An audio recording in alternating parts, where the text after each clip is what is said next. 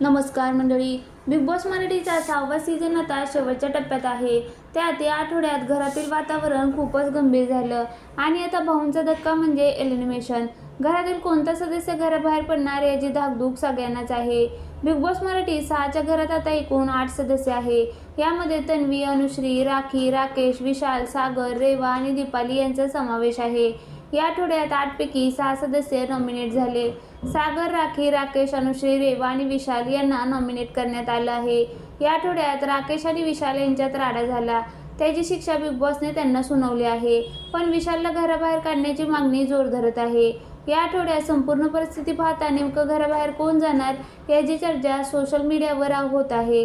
याच दरम्यान एक नाव समोर आलं. बिग बॉस मराठी 6च्या घरातून या आठवड्यात वाईल्ड कार्ड सदस्य बाहेर पडणार आहे. घरात 4 वाईल्ड कार्ड सदस्यांची एंट्री झाली होती. आधी राखी, नंतर संस्कृती, संकेत आणि रेवा. संस्कृती आणि संकेत आधीच घरातून बाहेर गेले आहेत.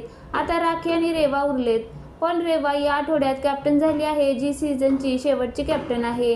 त्यामुळे रेवा घरातून बाहेर पडणार नाही. तर राखीच्या नावाची चर्चा सोशल मीडियावर होत आहे. राखी एलिमिनेट झाल्याचे पोस्ट सध्या सोशल मीडियावर व्हायरल होत आहे.